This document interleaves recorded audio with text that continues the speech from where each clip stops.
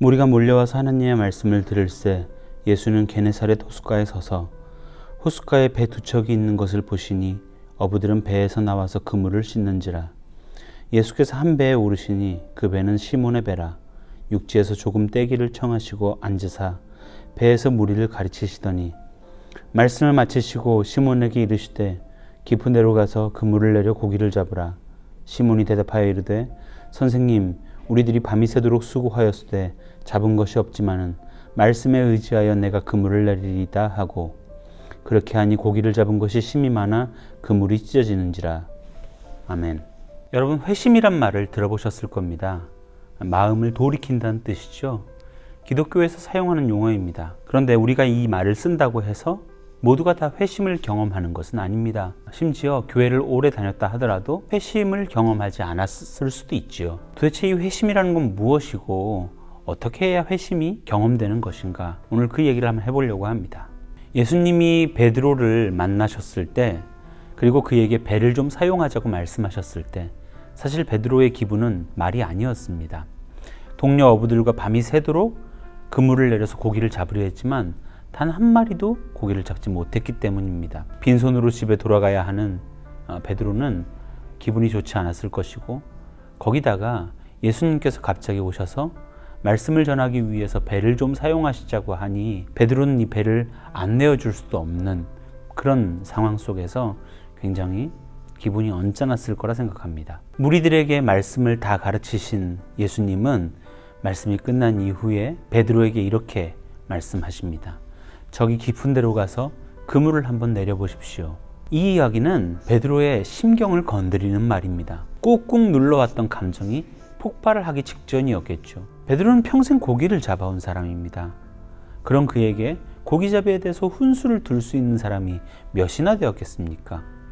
그런데 목수였던 예수께서 그물을 한 번도 내려보지 않은 그가 하는 이 말, 그 훈수를 베드로가 들어야만 할까요? 하지만 베드로는 예수님께 화를 낼 수는 없었습니다. 그리고 깊은 데로 가서 그물을 내리라는 그의 제안, 그의 말씀을 무시할 수도 없었지요. 바로 얼마 전 자신의 장모를 고쳐주신 분이 바로 이 예수님이고, 예수님은 이미 사람들 속에서 많이 칭송받고 있는 사람이었기 때문에 그를 무시하기는 힘들었을 겁니다. 그래서 베드로는 최대한 감정을 숨기고 이렇게 대답하죠. 선생님, 내가 밤새도록 그물을 내려봐서 고기를 하나도 잡지 못했지만 선생님 말씀을 의지하여 그물을 내리겠습니다. 한국어 성경에는 굉장히 젠틀하게 이것이 번역되어 있지만 사실 여기에 선생님 하는 것은 두목을 부르는 거나 마찬가지인 단어.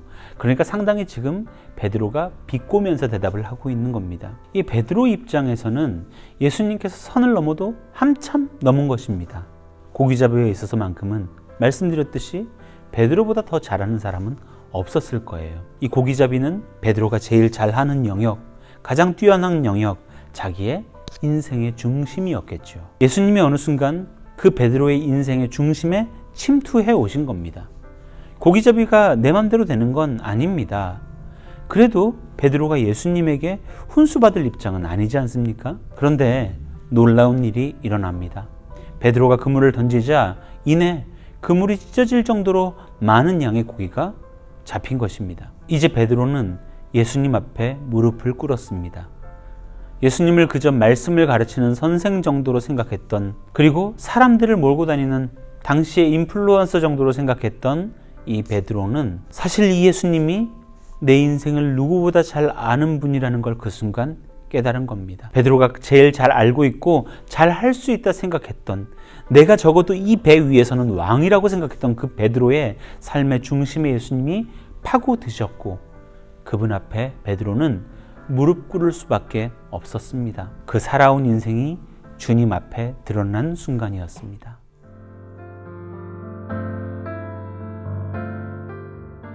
회심은 때때로는 기적적인 사건, 어떤 개인적인 체험을 동반하기도 합니다. 그러나 회심의 핵심은 이것입니다.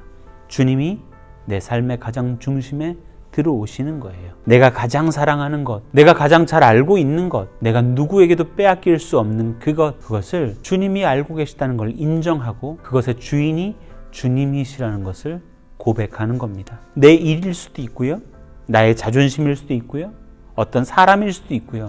내 마음 그 자체일 수도 있습니다. 가장 중요한 것은 나를 드리는 것이죠.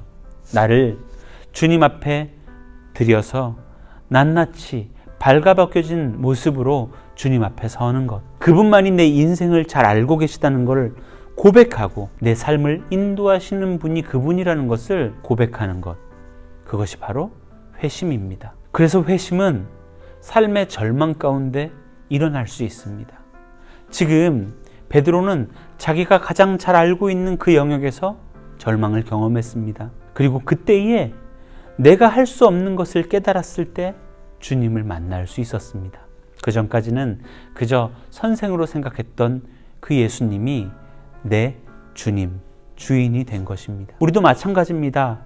삶의 어려운 순간들을 지나오면서 우리는 때때로 좌절하고 낙심합니다. 그리고 내 인생이 내 마음대로 되는 것이 아니라는 것을 그때 깨닫게 되죠. 그렇게 삶의 절망 가운데 있을 때 그 순간이 예수님이 가장 가까이 계시는 때라는 것을 잊지 마시기를 부탁드립니다. 회심이 뭡니까?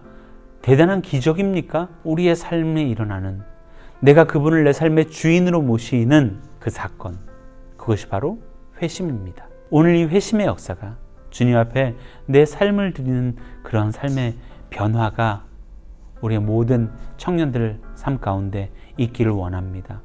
혹 오늘 낙심하고 괴로워하고 있다면 그 자리에 지금 예수님이 계신 것을 눈을 들어 볼 수 있었으면 좋겠습니다. 그리고 주님의 말씀에 응답하시길 바랍니다. 깊은 데로 가서 그물을 내리라. 기도하겠습니다. 좋으신 하나님, 우리의 삶의 어려운 순간순간에 하나님 우리와 함께 하시는 줄 믿습니다.